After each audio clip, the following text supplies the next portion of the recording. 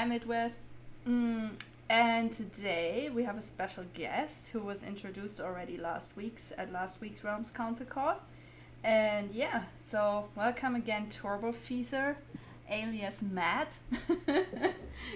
How are you doing today? Good, good. I actually my name Turbo Feezer was my handle on Twitter, but I'm still trying to figure out like how pseudonymous I want to be. But I'm back to Hey Matt Russ, so I'm completely doxxed on Twitter now. So watch out. Okay, cool. No, that's fine. Like, we can deal with half breeds who cannot decide between being Anon or not, so it's fine. We're used to this. Um, hi Z. Welcome to the club. Okay, yeah. I want to give sorry, like it's kind of a little bit of a repetition from last week, but I want to give like a short introduction, who you are, what you do, and so on. Yeah, of course, of course. Cool. And then feel free to interrupt me if I say anything that doesn't make sense or any questions at all, like super informal. But yeah, so my name is Matt. I am an attorney based in the U.S., practiced law for a little bit in the Midwest, so Indiana and Kentucky. Did that for a little shy of 2 years and really hated it. Was not a big fan, and so I was fortunate enough to have some opportunities crop up to work on startups, and now look at Web3. So I got out of the private law practice game, and now I'm working on a startup called Forcefield, and we're basically totally geared towards helping Web3 self-employed workers and DAOs get legal protection as well as tax help. And so it was kind of the all my experiences practicing law in the private space that led to my interest in startups, and then that has led to my pretty deep interest in Web3 and DAOs specifically. That's kind of how I got here in a nutshell. Nice. That was short and sweet. And you said you're doing this together with someone. You have a partner, right? Yeah, yeah. So so it's just two of us right now, and just to give like some more context, because maybe it's interesting, I don't know. But I'm based out of San Diego now because there's a startup studio that they knew that they wanted to launch a company in the legal tech sphere, and so that was kind of my ticket out of private practice was that. I applied to be a part of this launch, this venture studio or the startup studio based here in California, and I applied with my friend who I've known him since undergrad. He has the technical chops, and we applied. We got in, and then we upped and moved from Indiana to California to work on Force Field full time. But he's got the tech chops, and I've got the legal background and all that stuff. Um, Good but combo. yeah, no, I don't. You let me know what you'd like me to talk about. I've got some. I can I don't.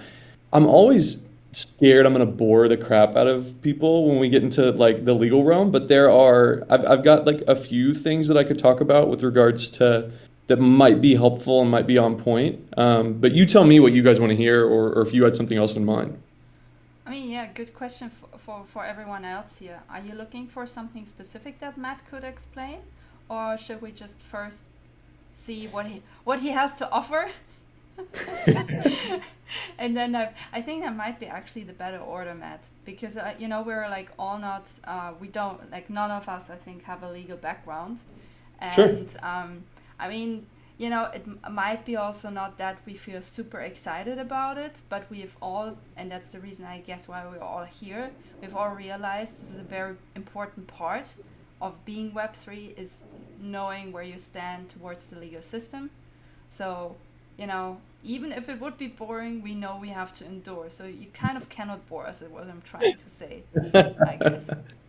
I love it. Yeah, you're a captive audience. That's fine.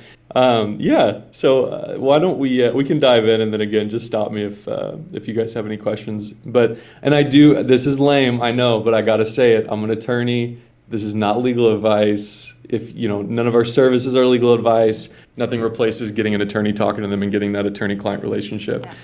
Um, I know It's lame, but I had to say it. No, it's important. It's okay. Don't worry. Right, a little cover my butt language, but yeah. So let's talk kind of just generally about Web3 DAOs, contributing to DAOs, and some of those how that interplays with legal and what some of the risks that crop up when you do start playing in Web3, because it's not as obvious or apparent. I think that there's generally kind of you kind of think that you're insulated from some of this stuff if you're in Web3, but unfortunately, depending on where you live, that's not true. And so if you're selling a product, if you're selling a service, whether it's digital or not, you're participating in some form of a business, right? It's some sort of commercial effort. And when you're in Web3 doing business, there's those laws and those regulations are going to apply. So what we can kind of go through is what happens when you operate a business or do some sort of business stuff without legal protection, without incorporating, and then what some of those risks look like. So let's say, for instance, you don't do anything and you just decide to start selling NFTs or some sort of digital service online in Web3. And this is all US law, by the way. But if you don't do anything and you just start selling, by default, the law considers you something called a sole proprietorship. It's an unincorporated business structure. It's got one owner. It's really the most simple and the most common form of business found today. It's impossible to just be a person operating a business. You will be considered a sole proprietor if you start selling something. And so if you're running an online business, you're a freelancer, you're making money on something, you are going to be a sole proprietor if you don't take any other steps. Which is fine. It's fine to be a sole prop. But there are certain issues depending on what kind of sole prop you are, right? And the biggest issue, the biggest thing that you need to keep in mind is liability. If you're a sole proprietor, you have zero protection for your personal assets. You and the business are one and the same. You and your NFT project are one and the same. So if something goes wrong, no matter how remote the chance, both your business and your personal assets are up for grabs. They can be you can be sued, and your personal assets can be on the line. And so if there's a mistake that leads to some sort of loss for a party that you're working with or you're selling to, personal assets are on the hook. Your home, your money and personal bank accounts, it's all fair game. And so this is called unlimited personal liability.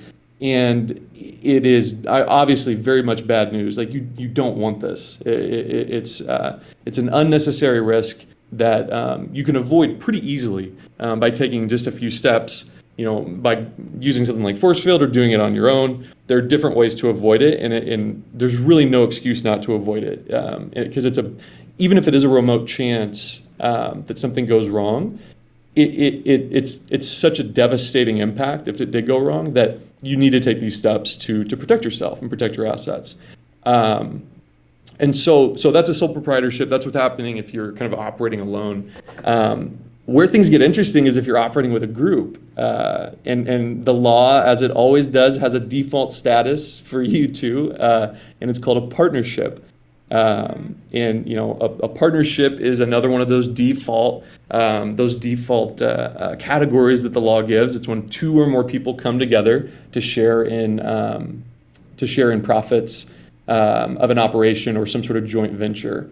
And we'll get into this in a second, but that kind of sounds like what a DAO might do, right? Like it's a group of people working together for some shared coordinated effort, maybe to make money, maybe not. But that's kind of what a DAO is. It's bringing people together working on a common goal. So let's say, just by way of example, all of us on the call, we're like, you know what?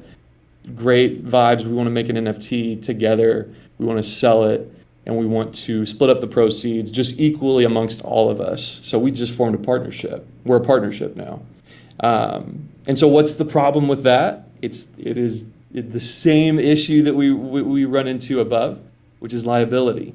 But it's liability with a twist because we're working with a group.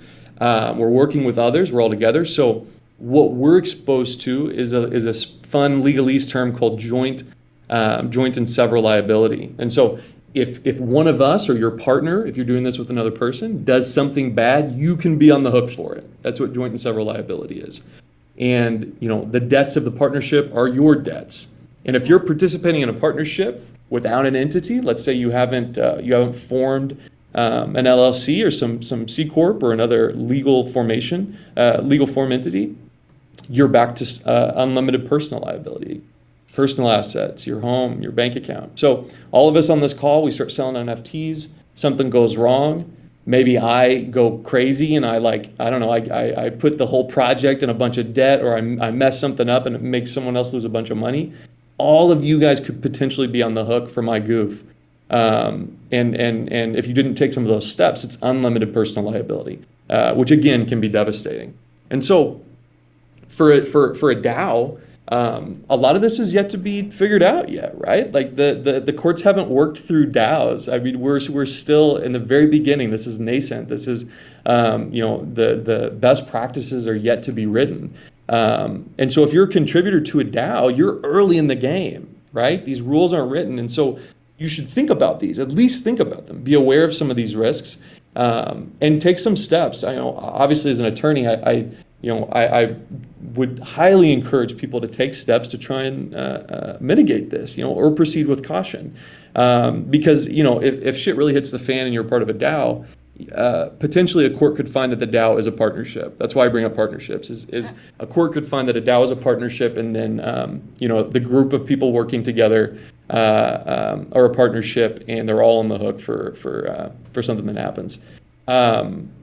So that why don't I can stop there. I feel like this is like a law class. I feel like it's like a legal class. Let me stop there and see if you guys have any questions on that, or if everybody's asleep, and then we could kind of move forward a little bit. No, this was actually really great, I think. I mean, I already knew about the liabilities and stuff, right? I had a business in Germany under a partnership agreement.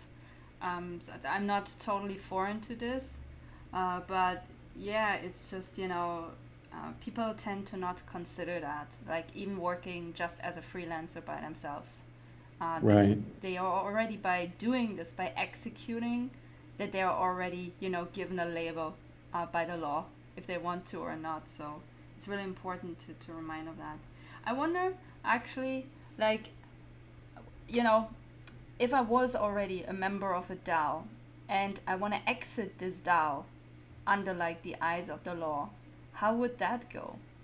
I know it's not directly connected, but it's a good question though, because it's people are kind of contemplating that now. Like if it's a token gated DAO, then it's a little bit more obvious that you can tie token ownership to a legal document called an operating agreement if you use an LLC, and you can really have a concrete way of determining who a member of the DAO is. But if things are a little bit more fuzzy, things are going to be a little bit more fuzzy. And let's say you just joined and you're a lurker. Is a court going to find that this person who's just a member of the Discord is liable? I mean, if we're being realistic, probably not, right? It's probably going to be focused on the creators and the core contributors. But as far as officially ixnaying yourself from the DAO or leaving the DAO, there's no right answer to this in terms of how you do it. Obviously, there could be some sort of formal statement that you could make that you would keep track of if you were scared of liability for whatever reason, that you put everyone on notice that you were leaving. But as far as how a court would handle it, it depends on your involvement. It depends on if you're holding any token that signifies a membership, and it kind of depends on what you did to make it clear that you were leaving the DAO. So, for example, if I would have a membership NFT, right, I could just send it to a burn address and make it official through that on chain. Exactly, and you could further write that down to, I think Mo brought it up earlier. You could maybe have that written into the Constitution or the articles of the DAO that membership in the DAO is contingent on owning a token, and if this token is sent to a burn address, your membership's terminated or something like that. You could signify it in that way to have a little bit more formal recognition of your leaving of the DAO. Okay. That's cool.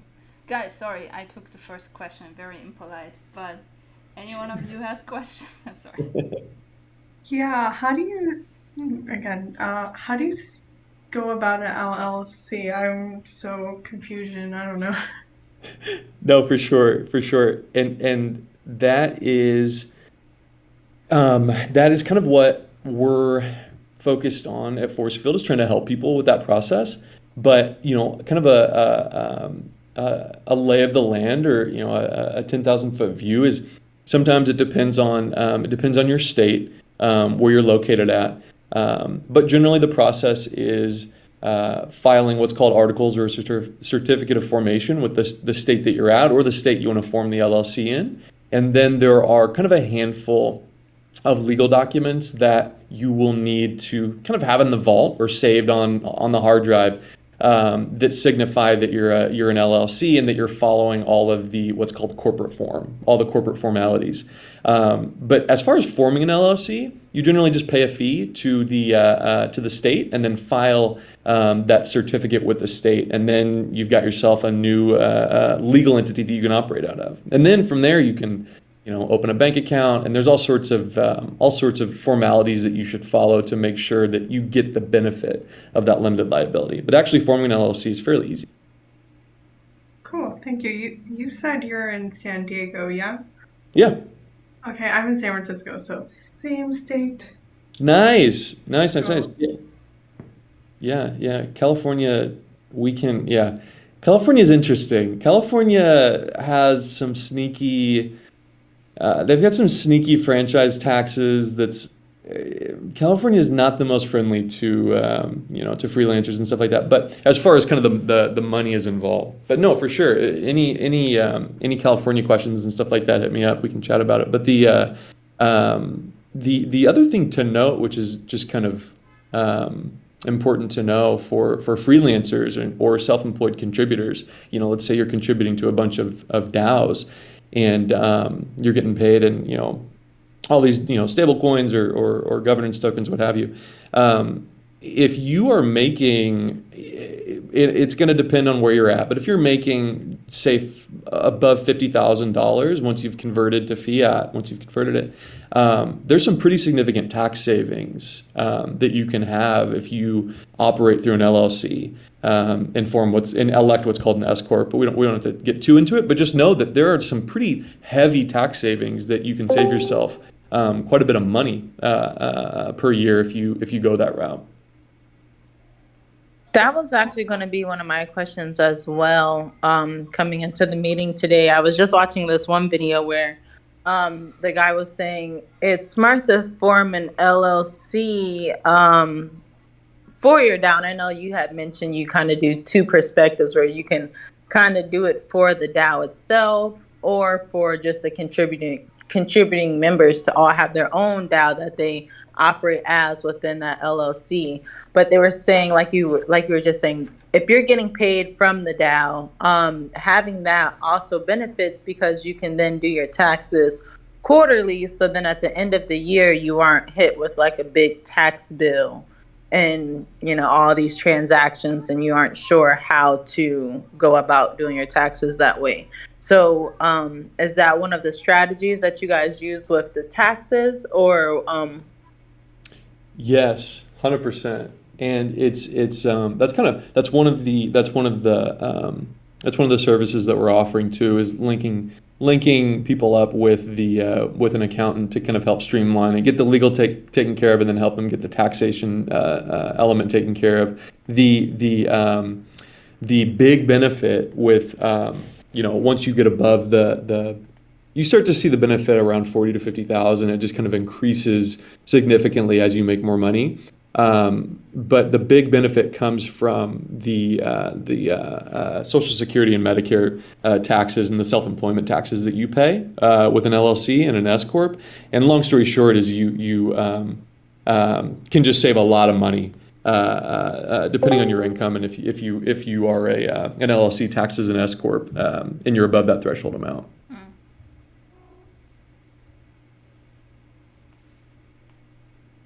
Catherine, I know you wanted to say something. Is this still valid? Catherine, you there? What? No, yeah. I didn't know if you said my name. No, I didn't. I don't know. I just clicked it. Sorry. That's all right. Welcome, Deep Thought. Welcome back, Z. If you have any questions for Matt on legal formations of a DAO, well, now is your chance. I do have another question since it's a little quiet. I know that you used Wyoming as a great example, and it's pretty ironic that you're in California because, like you said, when it comes to the taxes, and they got some pretty sneaky stuff that can creep up on you. But I guess you know what you're doing, so you're not worried about it. But I always warn people that are like in New York and California. I'm like, half of that money is going like right back to taxes, right? Like you better be careful.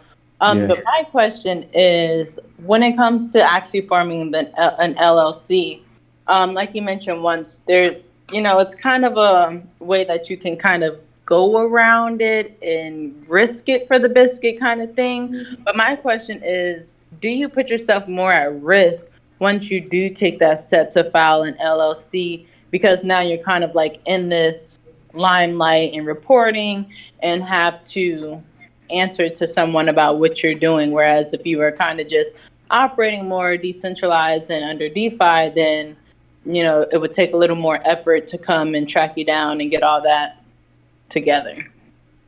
Yeah, it's an interesting question. And, the attention that you bring yourself by forming an entity, there are tens of millions of entities formed each year, in the United States.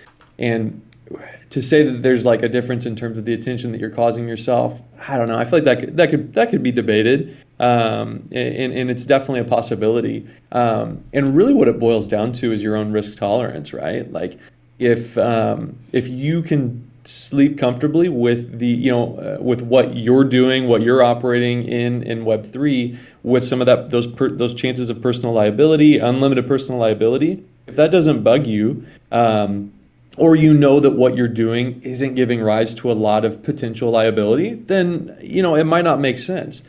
But if you've gone like full time into Web3, like this is your career, it's how you pay rent, and you are this is your main job, I think it starts to make a lot of sense, just because you can deal with those formalities pretty easily, and it becomes cost effective to deal with those formalities with the money that you save in taxes and the money that you're making. But you're totally right. It's a balancing act, right? Like, what are you comfortable with? What's your risk tolerance? And / like, what's your involvement in Web3? If it's how you pay the rent, 100%, I would say definitely start looking at these options, because it legitimizes things, and the money that you save it will help pay for all the costs of maintenance and everything else. That's a good question, though.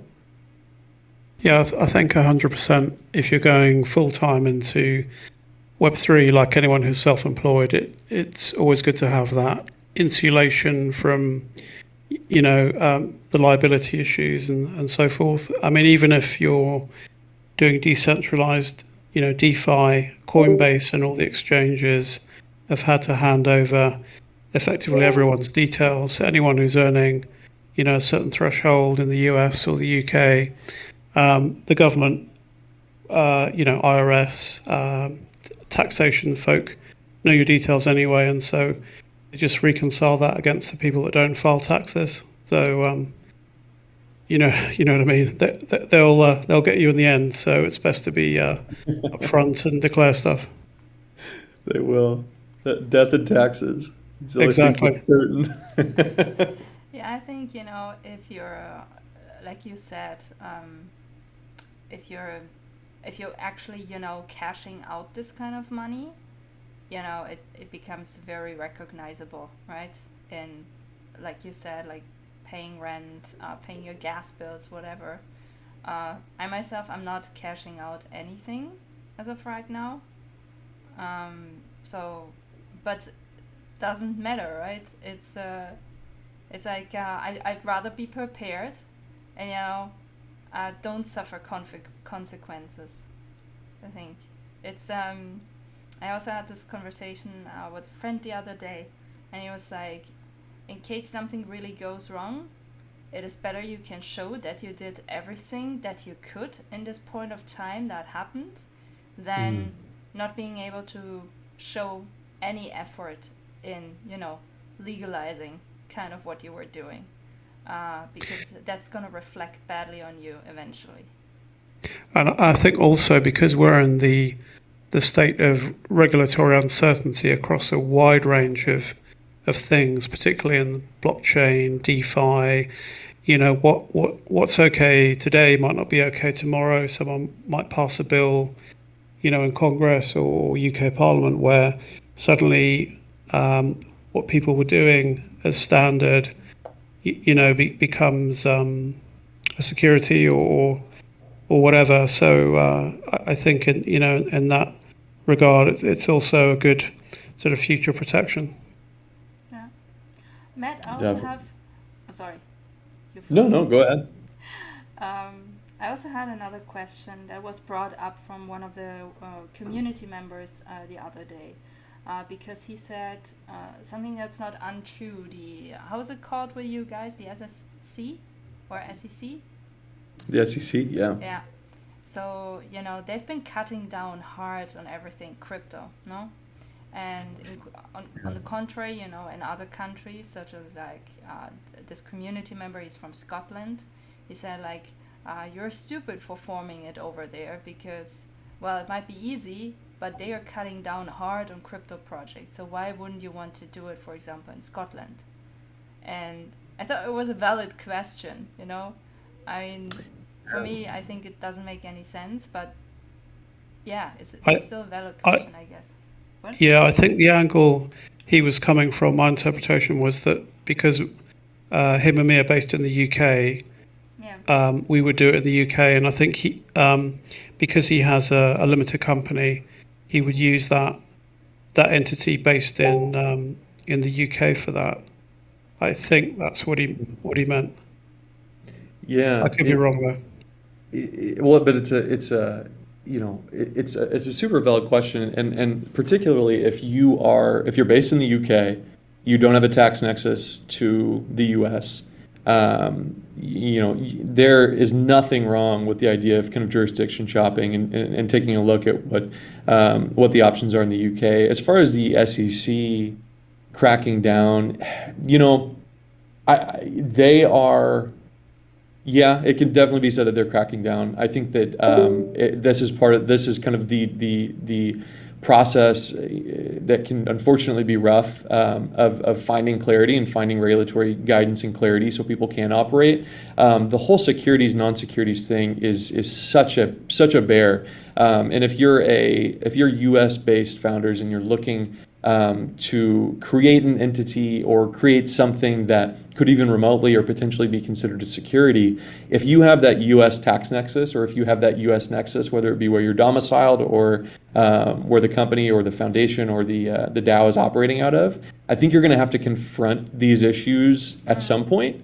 And so, if you're based in the US, you need to start thinking about it, whether you want to start the project here or not, or whether you want to offer the tokens or whatever you have to US citizens or not, because that's going to have an impact on whether those regulations or the SEC apply to you. But if you're not based in the US, or really if you're based anywhere and you have enough money, you can always talk to certain groups to get your Cayman Island Foundation or your British Virgin Island foundation set up. I mean, there are some, that is becoming vogue with big projects. Is you can set up a Guernsey Trust Foundation, out offshore tax haven through a trust and things like that. And those options are available. That they are still being tested, but those options are. They're interesting, and really kind of what made me interested in starting Forcefield was that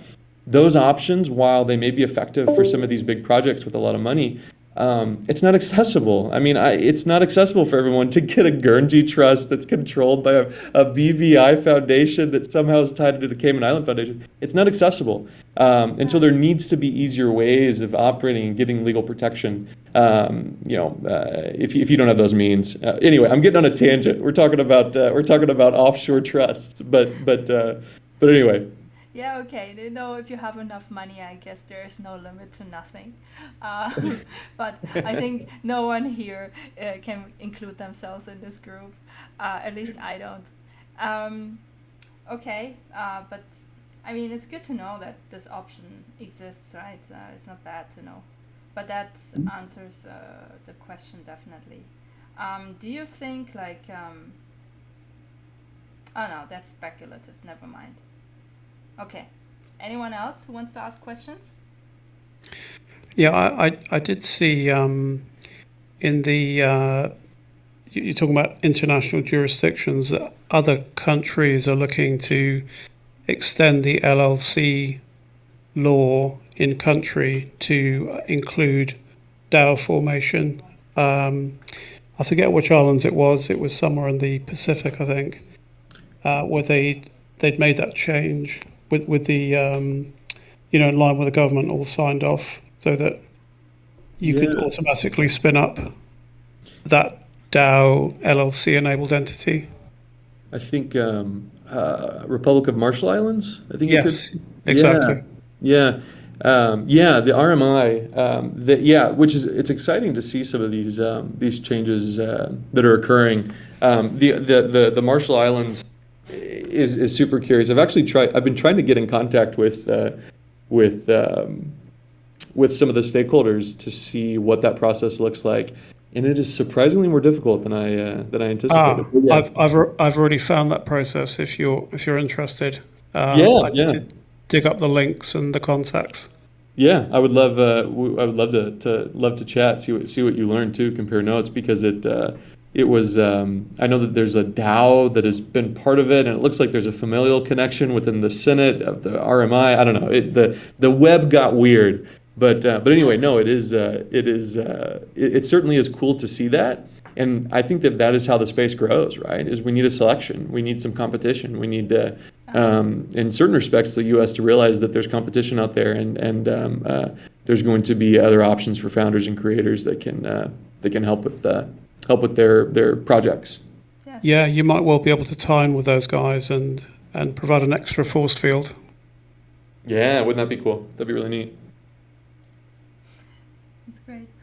Matt, can I ask you for recapping with me, just to get the steps down, right? If you want to spin up the LLC, you said there's a bunch of legal documents that you need to fill out. There is a fee to pay, right? And you said some third point. I'm sorry.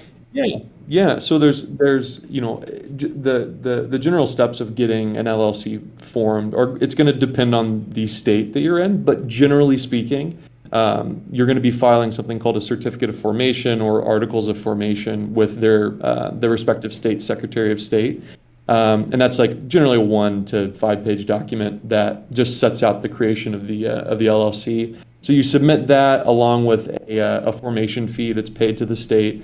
And if you just stopped there, you would have an LLC, and you have an LLC that's formed. There are some additional steps that should be taken that are good practice to get the full benefit of the LLC.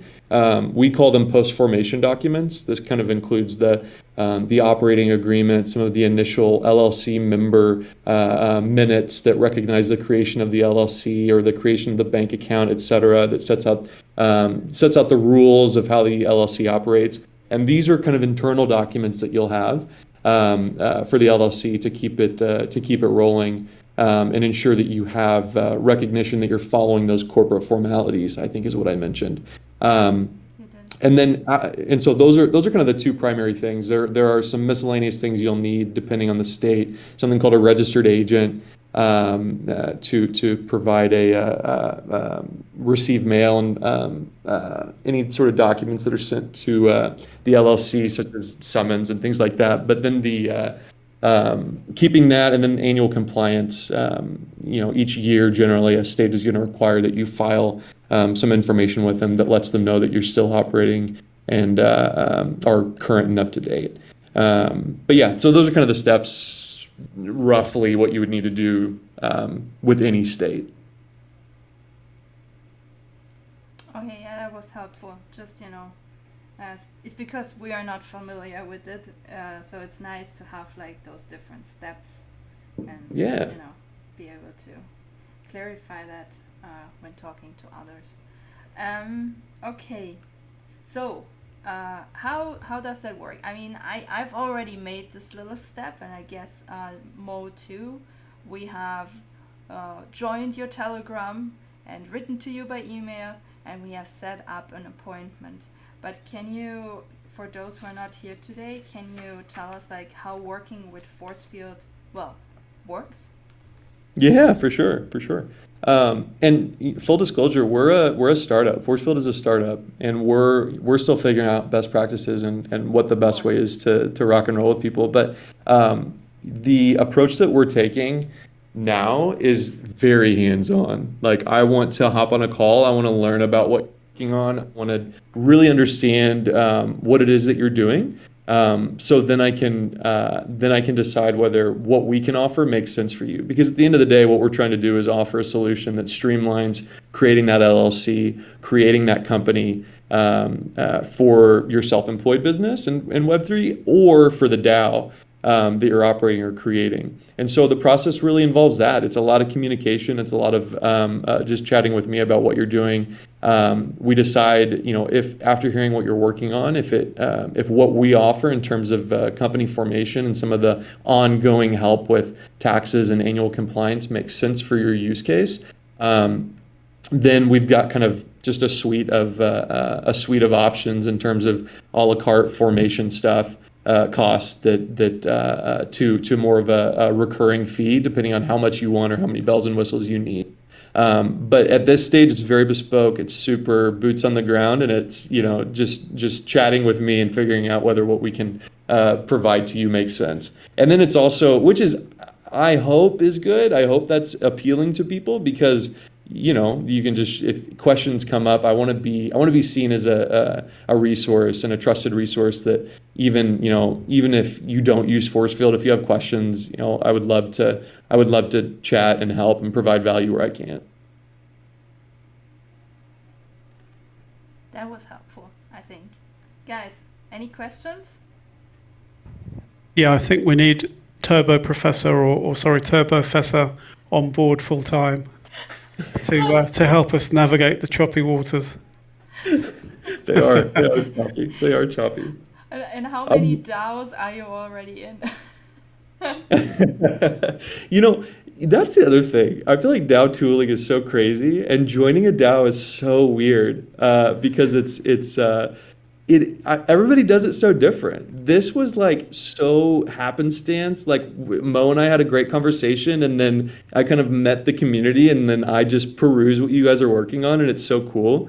But not all of the interactions are that easy, right? Like, it's just such a wide variety, which has been fascinating. But no, you guys are great. If any questions or anything or any way that I can help, I want to help.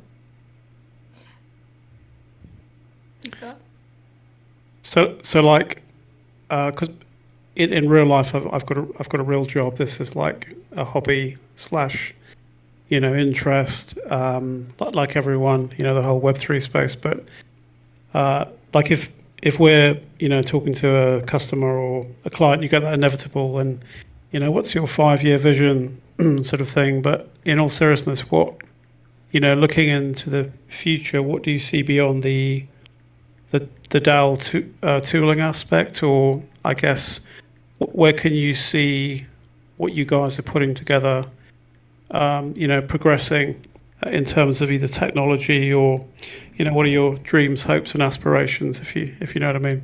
Oh man, so many. Who knows what the hell's going to happen? But no, it's a great question, because with what we're working on, long-term vision is really hinged on this idea and this belief in DAOs and what DAOs are going to, what they're going to be like in 5 years, right? Like, the future that Forcefield is flourishing in is really dependent on DAOs flourishing.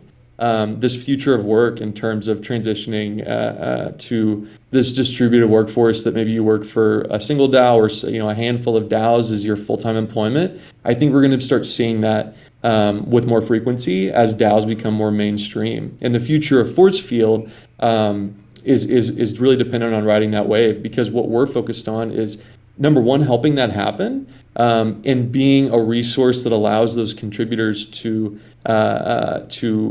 do that legally, and also optimize their taxes while doing that as well. So helping make that transition to a full-time career in Web3 or as a Web3 self-employed contributor, and being the go-to source for those self-employed contributors is certainly one of those top visions of what I could see Forcefield being.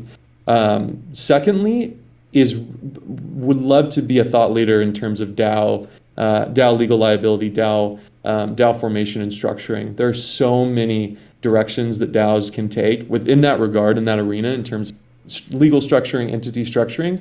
I think that there's a really nice opportunity for us to position ourselves as a guiding force and also a resource for DAOs, both existing and yet to be formed DAOs, so they can make the best choices now that sets the DAO and the contributors up for success in the future. Would love to be, I would love for Forcefield to be the resource that, if you're founding a DAO, you think of us in terms of, that's where we go to make sure legally we're all squared away, so we don't have to worry about it. If there's one thing, like in private practice with law, that's nice is, and that you realize is, as an attorney, I want to offer help with, the legal peace of mind, and then let you figure out the other stuff that's way more exciting, frankly, that you probably want to be thinking about. I want to take care of the boring legal compliance stuff and let you focus on the cool, sexy stuff.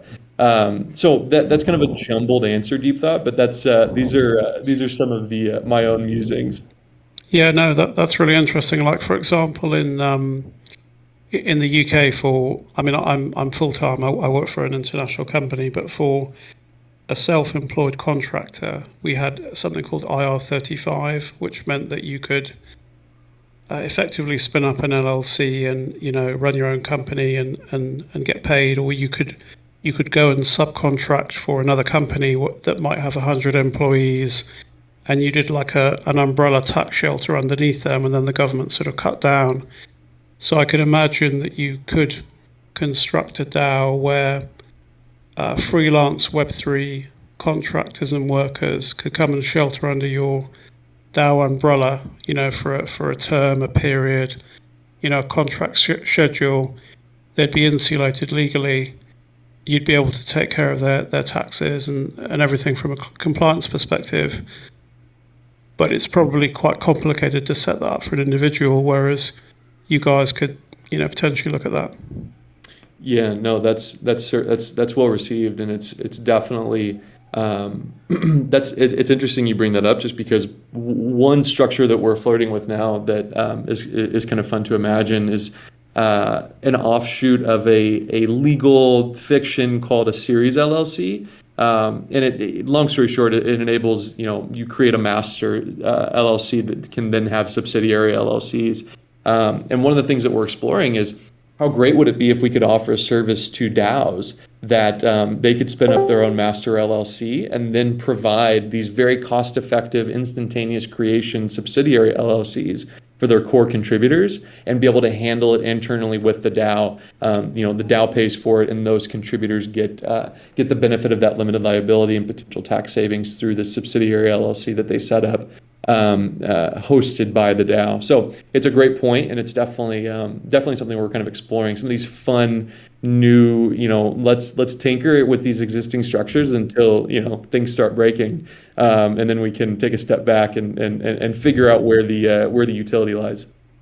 Yeah, because there could be ephemeral DAOs in a sense that they are time limited, to 6 months, or the period of contractual employment, or whatever it may be as well. Yeah, exactly. And you were trying to say we're doing the sexy stuff, no? It seems like you're also getting like quite inventive. So that's good to know, I think in all areas, I have this experience right now also in another project, in all areas we need to rethink.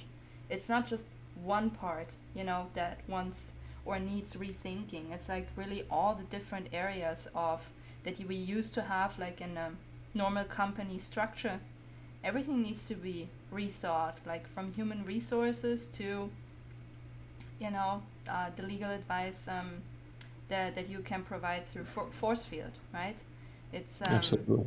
I think we cannot rely only on what already exists. We need to create new stuff for this. I mean, we talked last time, I think, about this, that, well, there have not really been written laws about DAOs yet. So it's a good opportunity to create them, no? To craft them. Or not? Maybe I'm imagining things. I think as we look at the impact that DAOs have in terms of how this coordination of human effort, how it works, whether what we talked about earlier in terms of the partnership structure and that kind of being the default structure, whether that works or that breaks down, obviously is going to depend on the DAO, the use case, what they're trying to operate out of. But I think that if we assume and we all agree that DAOs are going to be increasingly becoming part of the mainstream and becoming bigger and part of everyday life, I think that what we're going to see are more states that are forward-looking, like Wyoming, that are trying to ride that wave and realize that, oh wow, this is a great opportunity. We need to cater to them. We need some specific legislation or we need to contemplate these organizations in law so we can welcome them in our state. And so that's what's so cool about the Wyoming legislature and what they're doing. While we can debate the utility or the value of the DAO LLC and what it actually allows you to do, I think what's more exciting is kind of an abstract outer layer, and it's like, oh wow, this state is recognizing DAOs. Like that's crazy, that's nuts. What a milestone, and I think it's going to be exciting to see what other states do and as they become more mainstream. Yeah, that's definitely going to be interesting. You're right. Yeah, I mean, I think it's really interesting from the perspective of the traditional VC and accredited investor, traditional sort of family practices, etc., where suddenly you have billions of people able to, where DAOs can behave like automated market makers, and people can provide liquidity pools and converge around an idea or concept, business, whatever it is, quite rapidly and form at the speed of light compared to, traditional sort of businesses. Incredible. It's form an LLC. I saw a tweet earlier. It's like, imagine 15 years from now, being born now, 15 years from now, you can fork an entire financial system, and it's insane where we're going to be. Form an LLC, protect yourself. With this crazy stuff happening at light speed, like mitigate the risk, because who the hell knows where we're gonna land. True. Actually, I had a very basic question. That's not directly connected to the LLC, but I saw Deep Thought. You wanted to add something, right? Go ahead, edit. Oh no, sorry, I was probably coughing, so don't worry. Put myself on mute. You were coughing. Okay. Now I wanted to ask. So one of our next steps is also making the website and implementing our own NFT marketplace. And I know in usual e-commerce shopping platforms, you need to put some, terms and conditions, all of that. I was wondering, is this something you guys would also be able to provide? Because we would probably need the Web3 version of it. Yeah, that's it's definitely needed, especially for our friends, our European friends. That privacy policy is very important, but or our California-based friends. But yeah, that's totally something that we do. That's actually what got us at least started in Web3 space, was helping NFT projects with those terms and conditions, helping mitigate team liability as well as manage IP rights, which is a hot issue right now. But yeah, that's certainly that's totally something we could help with. Very cool. When it comes to IP rights, you're probably talking not just any NFT projects, but like PFP and derivative art. Is that where you're from? Yeah. Exactly. I mean, most terms of use or terms and condition docs will kind of have the baseline discussion surrounding IP management and copyright, how they handle that. But we were specifically helping a lot of projects with a lot of PFP projects with, who owns the right after you mint, and are there any commercial caps for using the NFT, etc. Do you think there's anything bad with the idea of not doing that? Like, let's just say, we make some NFTs and we actually don't want to define yet its use.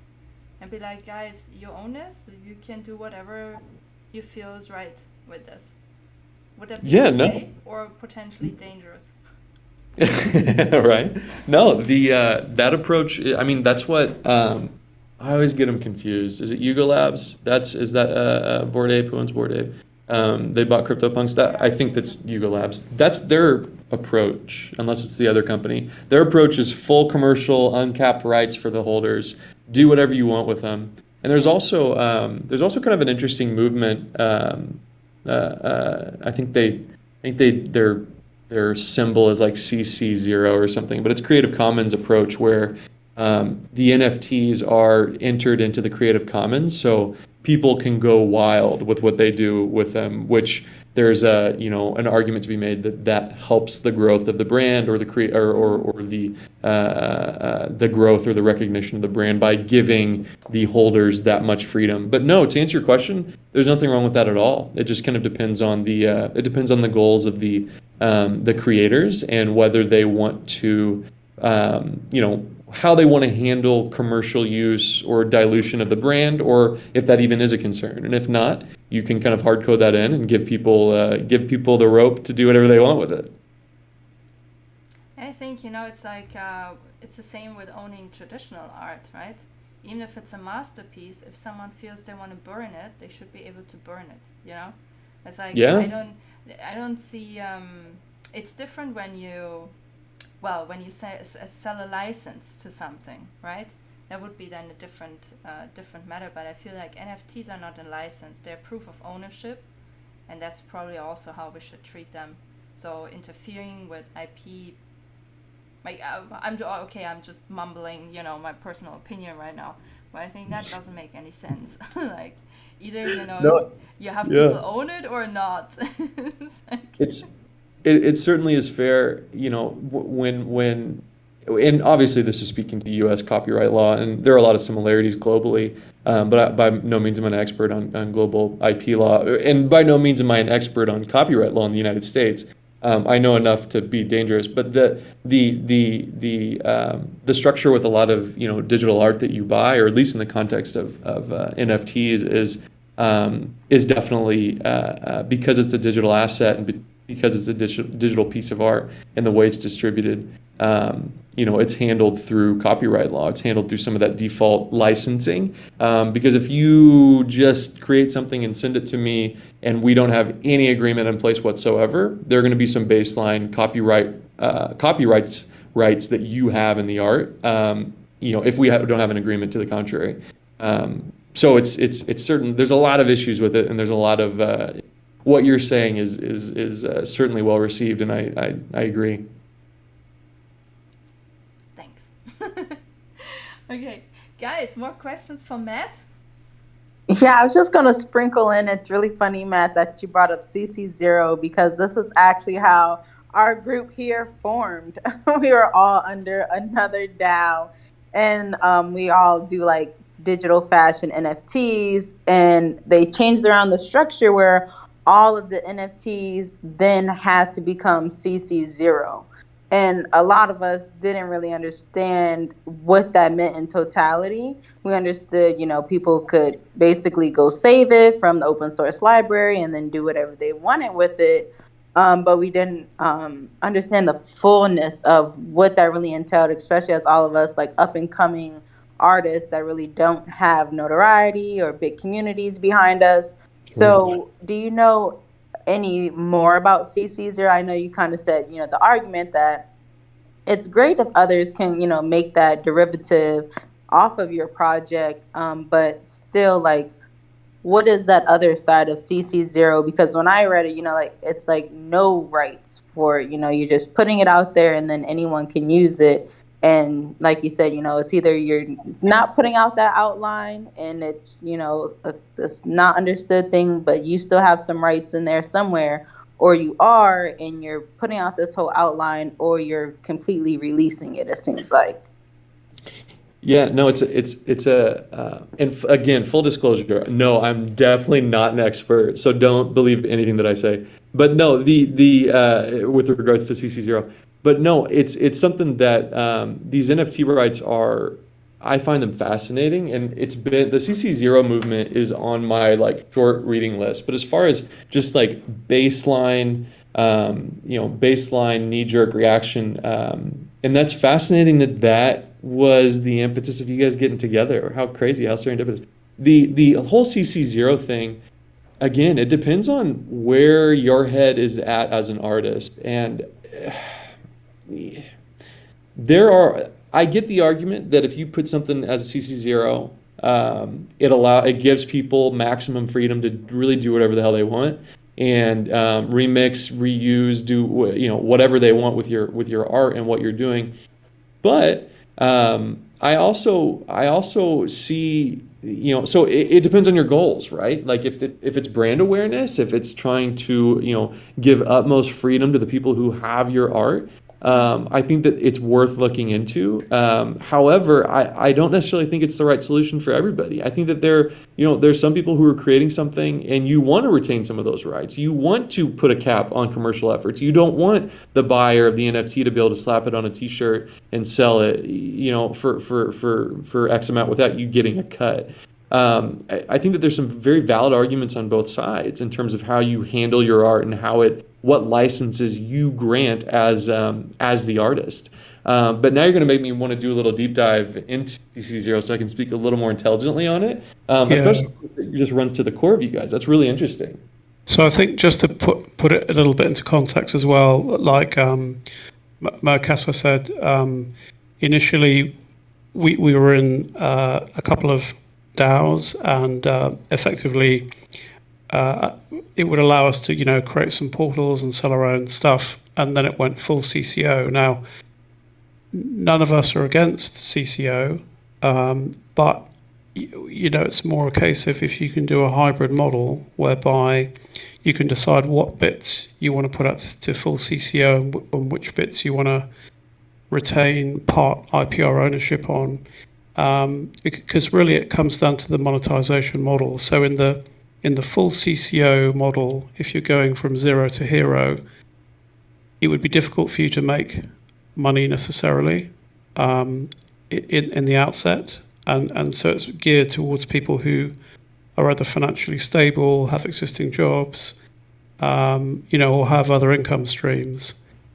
CCO isn't a bad thing per se. Like you say, it's great for brand awareness and everything, but it's being able to granularly dial up the monetization depending on where people are at, I guess. Yeah, exactly, Deep Thought. Because that was always my question. Like, if we have this NFT and someone buys the NFT, then they can do whatever they want with it. Like you said, even if you want to put it on a t-shirt, I mean, you bought the NFT, it's your NFT, do whatever you want with it, is what I thought, But when we added this extra layer of CC0, I wasn't understanding what the difference was now until I found out that, no, it's going to this public library that people can actually go and access it without purchasing it first to then use it however they like. And just like Deep Thought said, it's like that's understandable, especially as the Raw DAO, we're trying to create this streamline for people to go physical to digital. So we like that concept, but some things we want to protect and sell because we put months of effort in and want that one-on-one, buyer to feel like they have a one-on-one NFT. And if you add that CC0 layer, then it takes that away. So that's where it started to get really murky for me. Right. So if you paint the Mona Lisa and you want to sell that one copy, it's difficult. But also, on the one hand, it's great for the unbanked and for people who, are in Africa and poorer countries to have access to CCO content.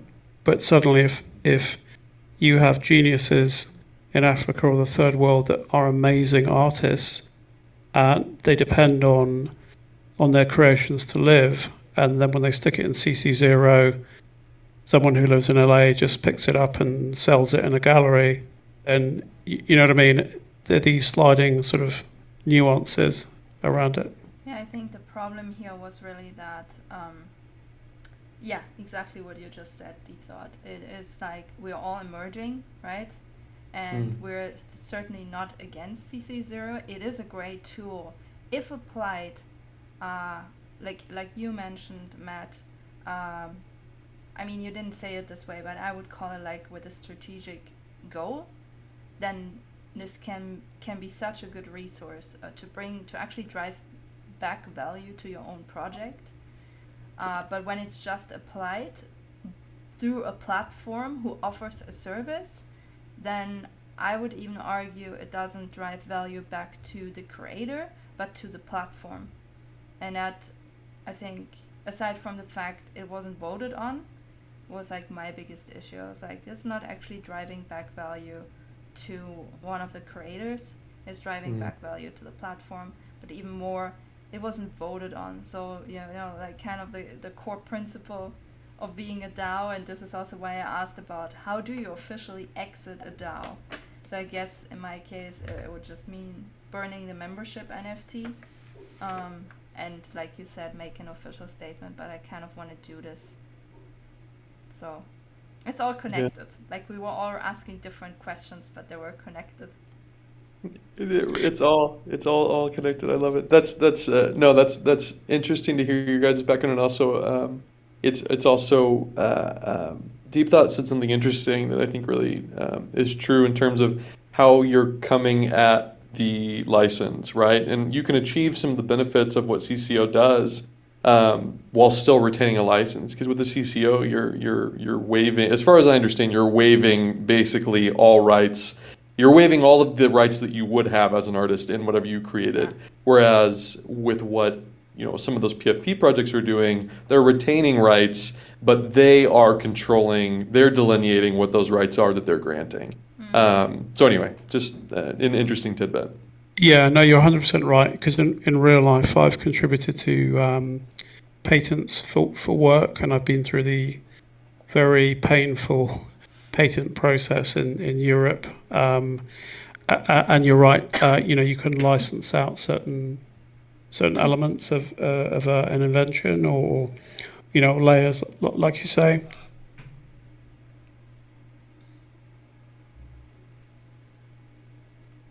Deep Thought? Oh. Yeah, no, sorry, I ground to a halt there. I can say more, but no, I was just agreeing with Turbofessor.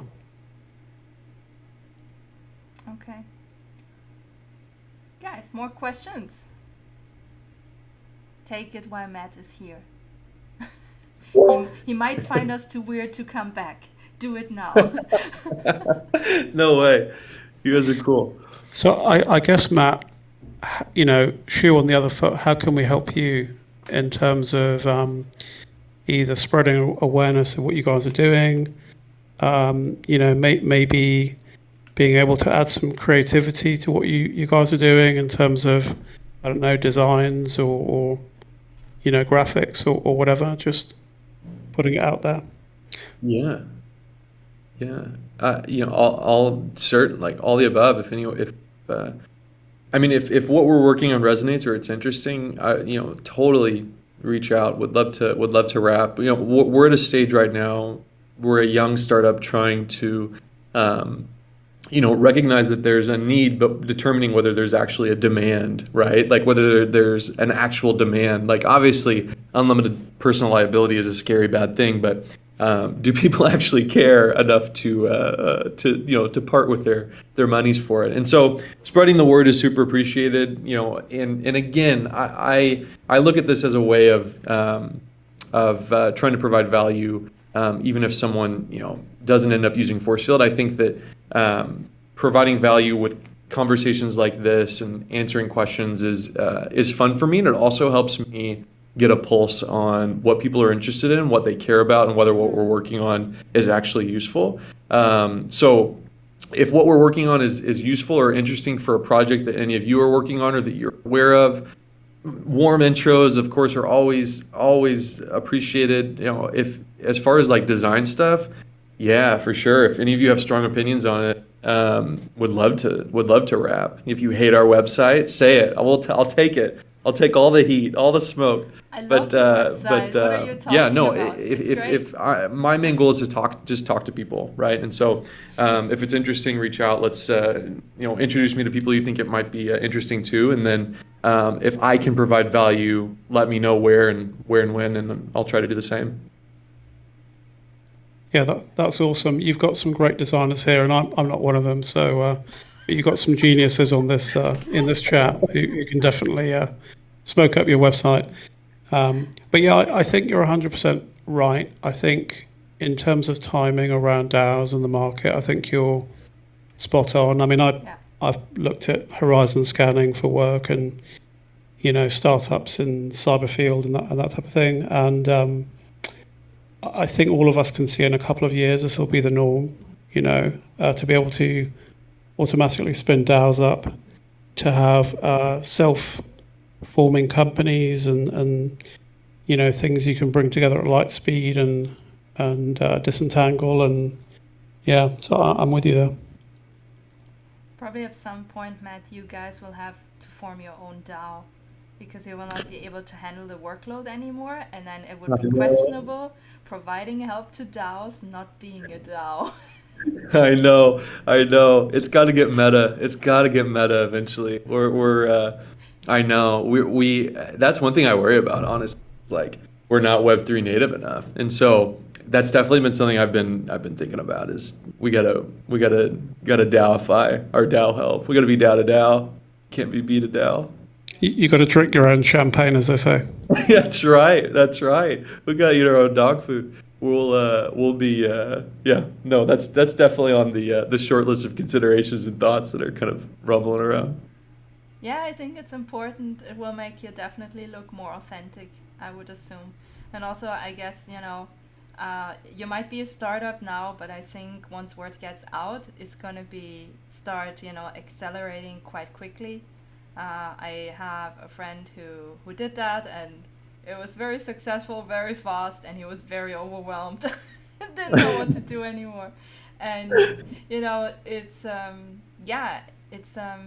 I think your services are much needed. So yeah, I mean, we anyway have our little meeting coming up tomorrow, so be prepared. I have much more specific questions for you. Don't For run sure. away. For sure. That sounds great. Cool. I don't know, guys. Mo, you're on.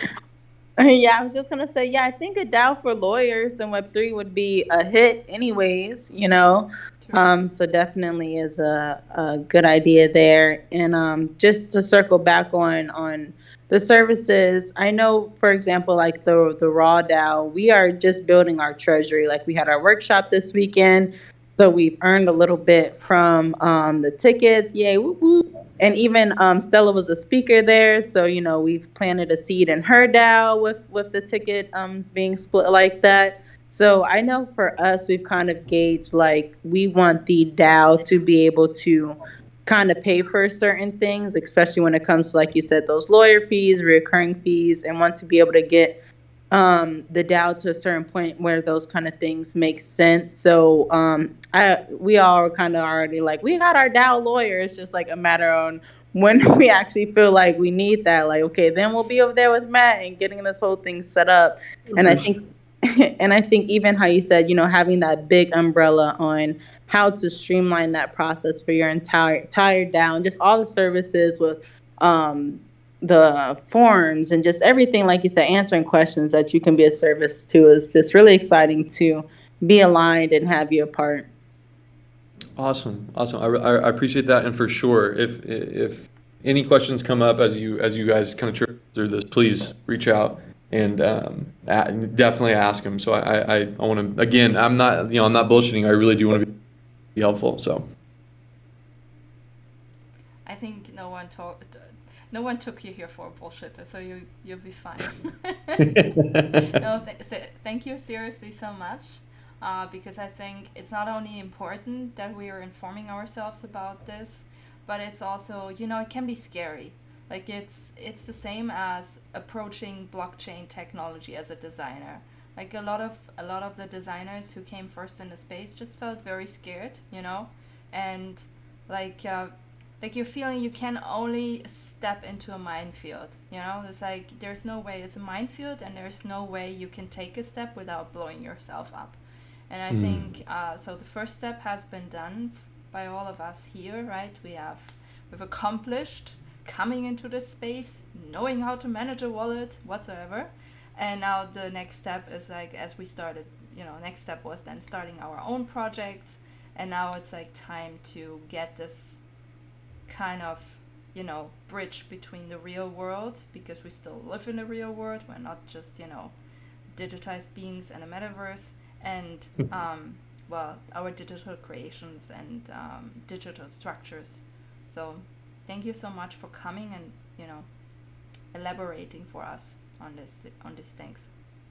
Yeah, thank you all. Thanks for having me.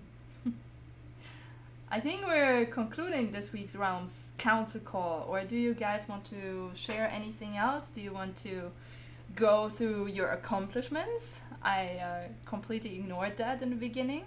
Anyone wants to share their weekly accomplishments? Yeah, I was just going to say, Matt, I've shot you those links. You may have them already for the Marshall Islands DAO, was it? Perfect. Thank you. Yeah. Yes. Okay, wait, that's a goal. Deep thought. Did you I just have a accomplish funny anything? comment. Wait, That's about my only Catherine? accomplishment so far. No, I'm sorry, Catherine. You wanted to still ask something, Matt? No. I just have a funny comment. Well, this is why I never wanted to have my own brand, because of all the legal stuff, and I'm like, ugh, it's just so much easier to work for someone. I'll do that, but also other reasons. But now it's creeping back up. So Yeah, it's like It's a- Deep Thought said, you cannot avoid it. It's eventually gonna catch up to you, Not now, because, you're probably not earning also enough money for, maybe institutions to realize. But at some point, they're gonna catch up with you. And then you have to pay taxes for, the last 6 years or something. And it's gonna be very painful. Just saying. But I know, nobody wants this.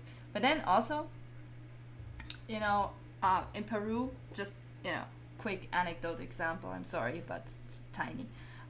It's, we have over 70% of informal work, which means over 70% of the population are not paying any taxes. And then you have a small amount paying taxes. And obviously also Peru has the problem of corruption, so it's not all on, the idea that taxes are not being paid, but a lot of infrastructure is just really hard to maintain, right? And I'm saying we're not yet in the digital work. We're not digitized beings, right? We're still living in the real world. We're having more fun going to an airport that actually has a good infrastructure to process us through the different stages of, until you actually take off with your plane. And if if there would be no taxpayer money, it would become very difficult to maintain those infrastructures. And I feel especially people from let's say more elaborate first world countries, they're having a hard time understanding this. But if you've lived in emerging countries, it is very visible that there is not enough taxpayer money put into infrastructure. And you have roads that are not roads, and you have sewage that was never meant to be a sewage and constantly causes problems. So I don't want to be the moral voice here, but we might not like paying taxes, but at least in some countries that they are put to good use. So not always, not saying always, but without would be a problem as well. Okay, we'll shut up, sorry. No, you're right. Wait, are we good? Do you guys want to share the accomplishments? Oh, no one is motivated. Stella, do you mean accomplishment like our weekly goals, like all the things that we're supposed to do, or like one happy thing that happened to us? I think this week maybe we can stick with the happy guys, Okay, happy okay. stuff, because I Okay, think I all of wasn't us sure were which one you were struggling. talking about. I'm like, I have been doing my research on smart contracts, so I can give you guys that little tidbit. Anyways, if you look up Remix, that's something on YouTube that makes it easy to like fork smart contracts. So that's something that I've been looking into. And for my happy thing, like I said, my little one just turned 4 yesterday, so that was a lot of fun. We went to a trampoline park, and I am still tired. I'm officially an old lady. I feel like I've been running a marathon, but we had a great time. So That's very nice and beautiful, but also I'm sorry. All of it. Would you mind sharing the remix thing into the council chat?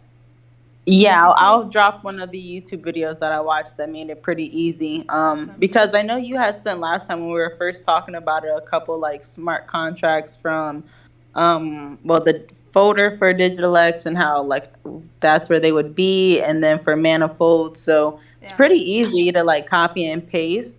My question now is just like making sure it gets deployed on Polygon and understanding like after it's deployed how to get that control panel where you can actually go in and like airdrop the governance tokens or NFTs from the smart contracts. So I haven't really seen a YouTube video that kind of does the full walkthrough like up until that point. So still like digging from there, but I'll drop them in the chat.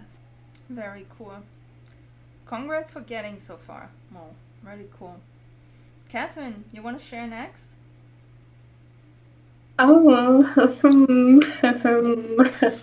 I had a cool meeting this morning with this really cool dude that I met at this magic event I attended last weekend, and he used to work for Apple, and so he loves technology but also magic. Anyways, long story short, he's really interested in helping out, and like he's great because he would be the structure I need. He was actually taking notes, and I was like, "Oh, you're taking notes?" But he's like, "No, yeah."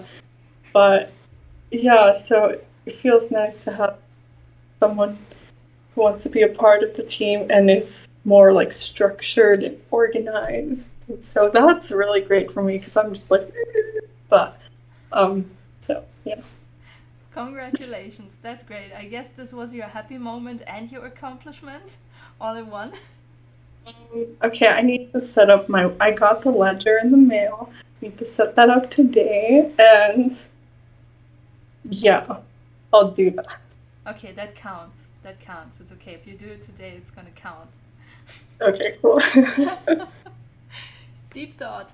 Happy moment, accomplishment. Happy moment. I think after putting on about 400 pounds over COVID, I've been hitting the gym every morning before work. So that's been good. What else? I've been doing a bit of research around the AI pods this week. Also, Mo, I saw that for Remix, there's an ID that there's a web interface. Have you seen that as well? Wait, what? I think there's a. Let me find the link. I'm sure for Remix, there's like a web interface as well that you can use. Okay. That's nice. Shall I stick it in the which chat? Nucleus chat? Yeah, in the council chat. That's Okay. for now.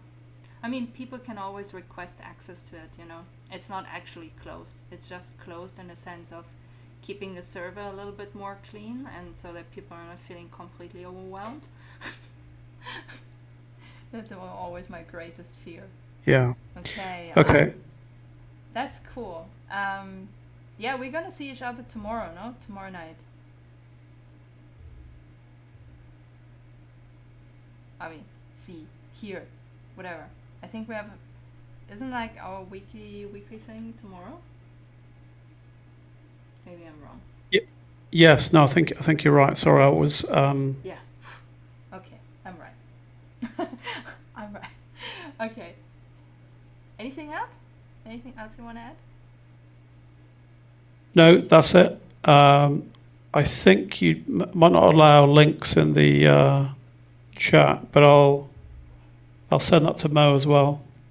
Awesome. Thank you. Thank you. Glenn, I'm not sure if you can open your mic, but if you can, want to share a happy moment and want to share an accomplishment?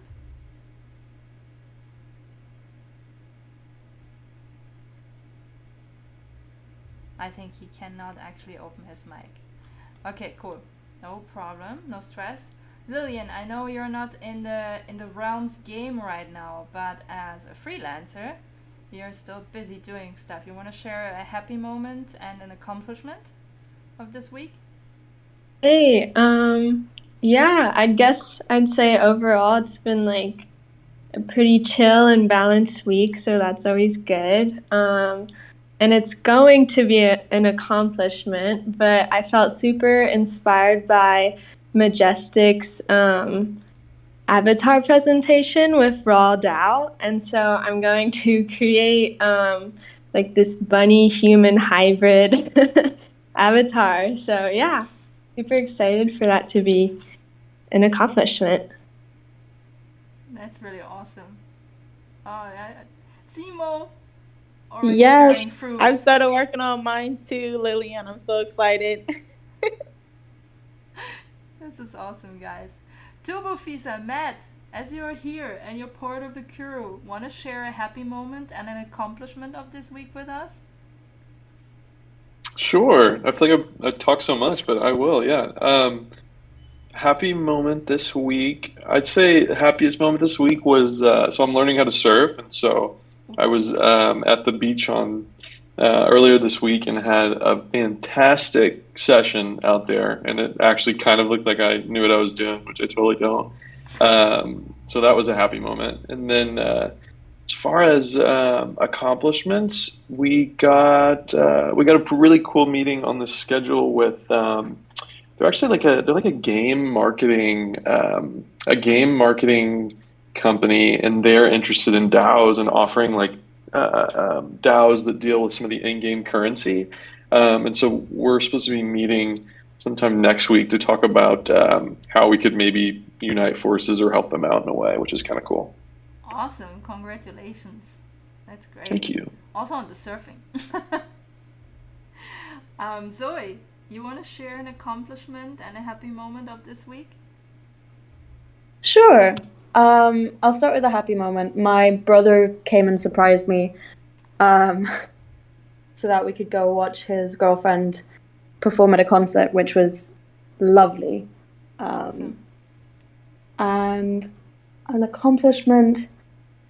I'm teaching a workshop tonight, and I've mostly prepped everything for that, so I feel pretty good about that, and it's looking good, and a couple more students signed up for it, so I am very happy. Wow, great. This is great news. Z, can you open your mic and share happy moment and accomplishment?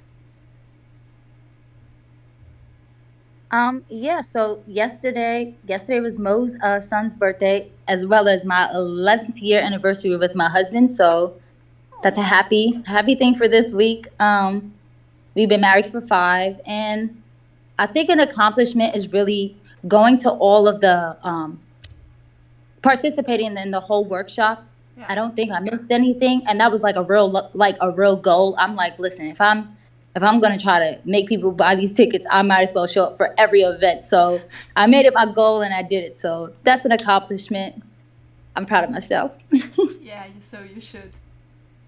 That's awesome, guys. Yeah, let's settle on for some new goals for next week, right? Let's keep the ball rolling. Very important. And yeah, if you guys are good, I would say let's conclude this week's Realms Council call. Are we good? Are we good? Thank you. Have a great day, everyone. Bye, guys. See y'all. Thank you. Bye. See you, Stella. Bye. Bye, Mo. Bye.